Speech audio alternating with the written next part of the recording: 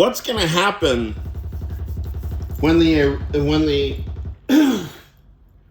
Persians start making 5150 jokes?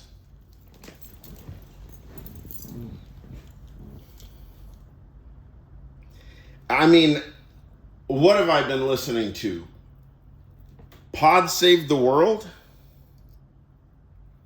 That's, who is it? Who was on there? Ben Rhodes.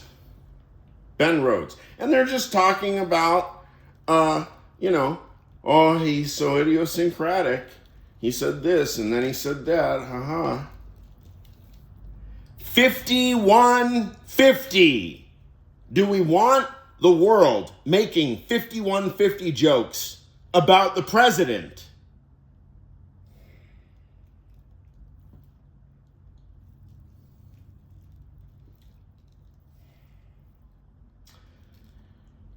So 5150 apparently, to my understanding,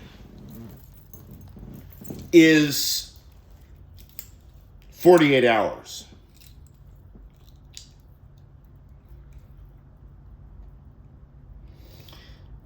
Where it is determined by a doctor. That is an MD, which is to say a medical professional, but they need to be a psychiatrist. Not only a medical professional, a psychiatrist.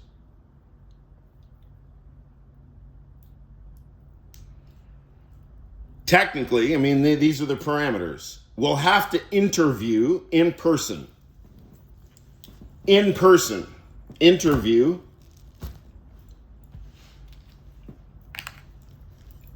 the subject in question. In this case, Donald Trump. Now, the interview, I have heard some discussion. John Gartner, I think, is the most recent one that I was listening to. That's on the Obadiah or Obadiah? I don't know the word. Obadiah. I guess that sounds hardcore biblical. On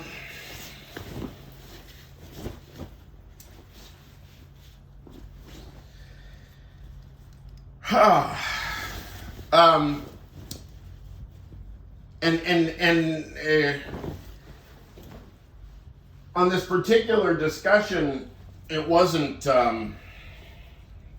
it didn't go into the parameters for interview. But there was some discussion I heard previously. I don't know. I mean, it must have been a law podcast. I don't know. It could have been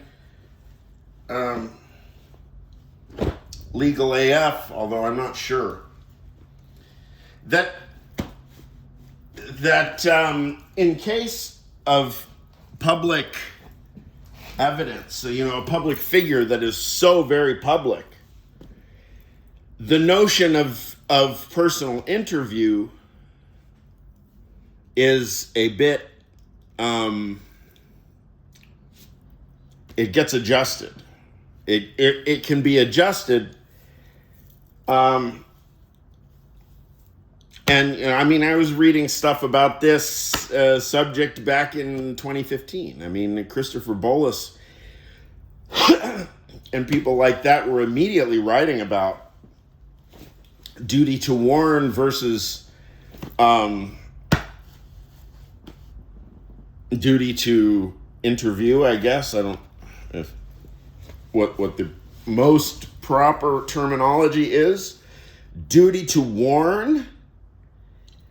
Duty to warn is if you are a danger to yourself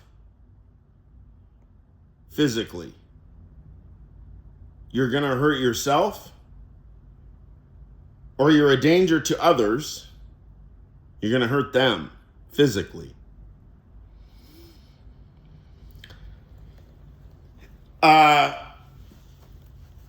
There is a duty to warn. Like if you are in an interview with a psychiatrist, hypothetically, and you say to the psychiatrist,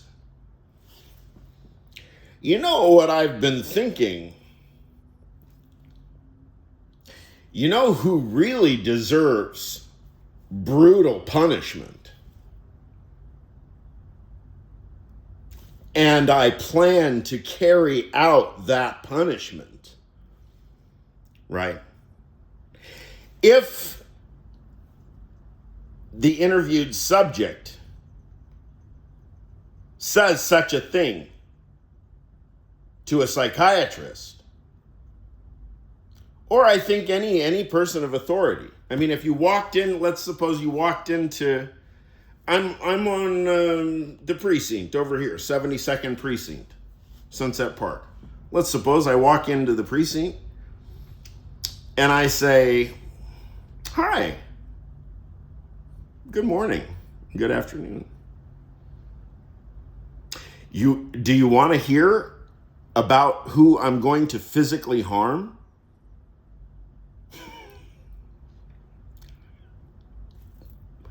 You might be arrested right there. You might be literally arrested right there. And if they say, I'm sorry, you're under arrest, and I say, what are you talking about? I'm your neighbor. And they say, well, that's all well and good, but wait what? You wait here in this jail cell while we call who? A psychiatrist, maybe? So we can have you interviewed. I don't know how it works.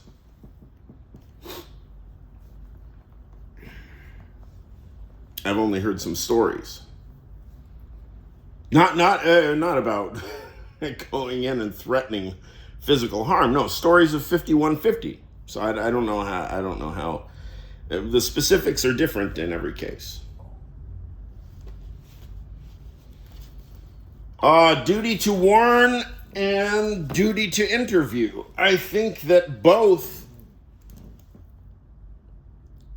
aspects are fairly straightforward in Donald Trump's case.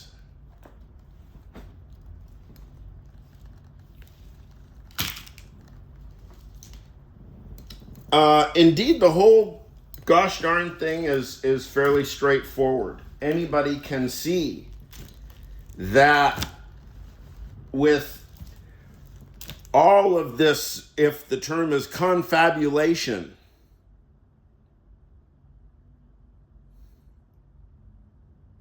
where you fabricate memories,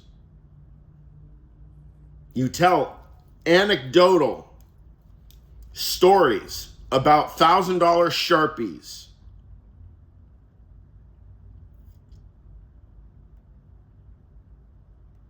and the man who invented and or discovered the paperclip 180 whatever years ago. Now, if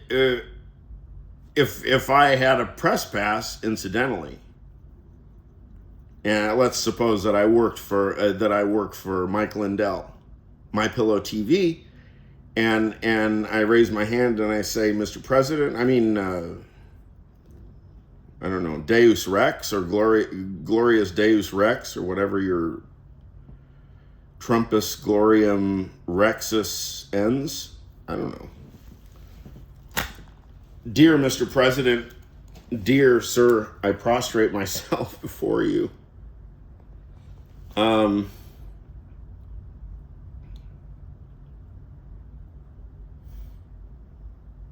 Won't you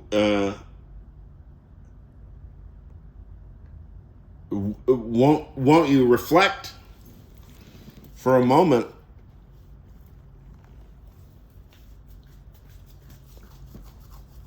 since you seem to know about the origin of the paperclip very much. You have much knowledge about the origin of the paperclip,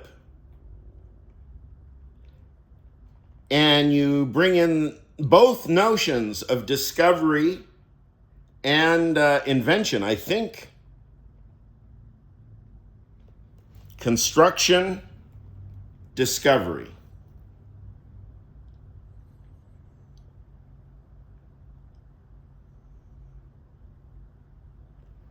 Brower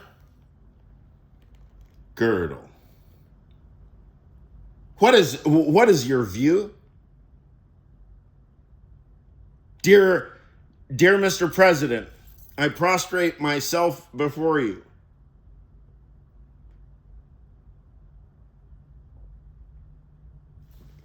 Is it constructed or is it discovered